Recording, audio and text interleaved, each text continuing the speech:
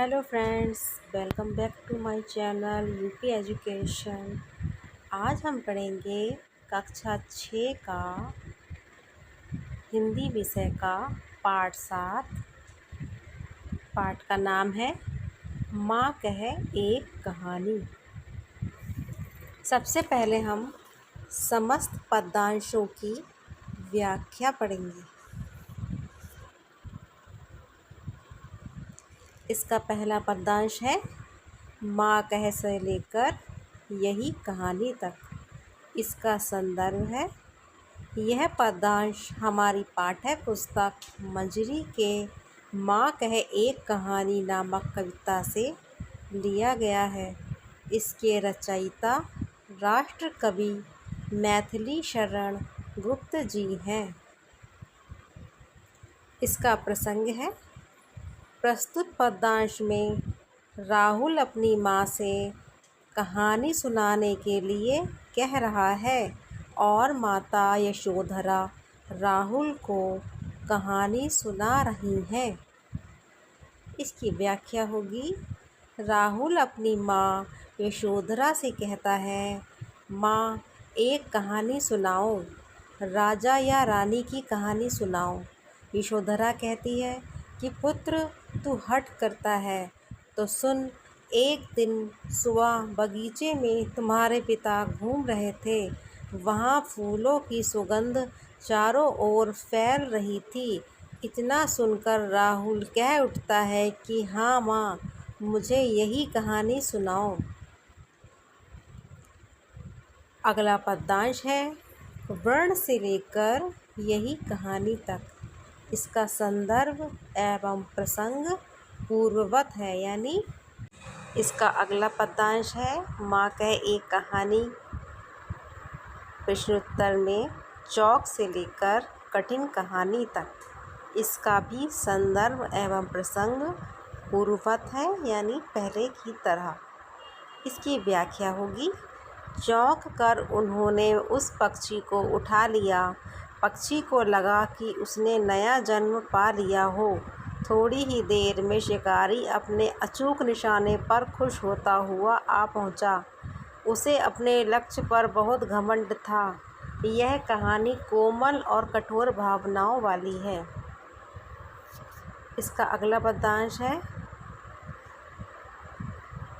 मांगा उसने से लेकर चली कहानी तक। इसका भी संदर्भ एवं प्रसंग पूर्ववत है, यानी पहले की तरह। इसकी व्याख्या होगी, आखेटक ने घायल पक्षी पर अधिकार जताना चाहा, लेकिन तुम्हारे पिता उसकी रक्षा करने वाले थे। तब मांस खाने वाला वह व्यक्ति उसे वापस करने की जिद करने लगा। इस प्रकार कहानी आगे बढ़ चली। अगला पद्यांश है, विवाद से लेकर हुई कहानी तक। इसका भी संदर्भ एवं प्रसंग पूर्ववत है। इसकी व्याख्या होगी, दयालु और निर्दय में कहा सुनी होने लगी। दोनों ही अपने अपने विषय पर तर्क कर रहे थे। जब बात राज्य के न्यायालय में गई तब सभी लोगों ने इस कहानी को सुना, जाना और यह कहानी व्यापक हो गई। इसका अगला पद्यांश है, राहुल से लेकर रहा कहानी तक। इसका भी संदर्भ एवं प्रसंग पूर्ववत है, यानी पहले की तरह। इसकी व्याख्या होगी, यशोधरा राहुल से कहती है, बेटा तू ही इसका निर्णय कर कि न्याय किसकी तरफ होना चाहिए। तू निर्भय होकर बता कि जीत किसकी होनी चाहिए। मैं तुम्हारा भी न्याय सुन लूँ। राहुल कहता है कि माँ मैं क्या बोलूँ, मैं तो कहानी सुन रहा हूँ। अगला पद्यांश है, निरपराध से लेकर गुनी कहानी तक। इसका भी संदर्भ एवं प्रसंग पूर्ववत है। इसकी व्याख्या होगी, यदि कोई अकारण बिना अपराध के किसी को मारे तो क्या दूसरे को उसकी रक्षा नहीं करनी चाहिए। मारने वाले से रक्षा करने वाला बहुत महान होता है। न्याय सदैव दया का पक्ष लेता है। इस पर माँ कहती है कि तुमने कहानी के मर्म को ठीक से समझा है। इस कहानी का पहला प्रश्न है, कहानी के अंत में राहुल जो निर्णय देता है क्या आप उससे सहमत हैं? यदि आप निर्णय देते तो किसके पक्ष लेते और क्यों? इसका उत्तर है हाँ, राहुल ने जो निर्णय दिया है उससे मैं सहमत हूँ। यदि मैं निर्णय देता तो मैं भी रक्षा करने वाले का ही पक्ष लेता, क्योंकि किसी की जान बचाना हमारा नैतिक कर्तव्य है। इसका अगला प्रश्न है, पशु पक्षियों का शिकार करना दंडनीय अपराध है। आपके विचार में पशु पक्षियों के शिकार करने की प्रवृत्ति को रोकने के लिए क्या उपाय करना चाहिए? इसका उत्तर है पशु पक्षियों को शिकार करना कानूनन जुर्म है। इसके लिए कानून में सज़ा का प्रावधान है, लेकिन फिर भी लोग कानून का भय नहीं है और वे पशु पक्षियों को मारते हैं। मेरे विचार से इस प्रवृत्ति को रोकने के लिए और कड़े कानून बनाने चाहिए और उसे कड़ाई के साथ लागू करना चाहिए। इसका अगला प्रश्न है, कहानी से। कहानी सुनाने के बाद माता ने राहुल से क्या प्रश्न किया? इसका उत्तर है कहानी सुनाने के बाद माता ने राहुल से न्याय करने को कहा। इसका अगला प्रश्न है, हंस को मारने वाले तथा बचाने वाले के बीच हुए विवाद का निर्णय राहुल ने क्या किया? इसका उत्तर है हंस को मारने वाले तथा बचाने वाले के बीच हुए विवाद के निर्णय में राहुल ने कहा कि रक्षक भक्षक से महान होता है। इसका अगला प्रश्न है, राहुल के उत्तर से उसके स्वभाव के विषय में क्या पता चलता है? इसका उत्तर है राहुल के उत्तर से पता चलता है कि उसका स्वभाव निष्पक्ष, विचारशील और दया भाव रखने वाला है। अगला है, भाव स्पष्ट कीजिए। इसका पहला भाव है, वर्ण वर्ण के से लेकर था पानी तक। इसका उत्तर होगा भाव, उपवन में अनेक रंगों के फूल खिले हुए थे।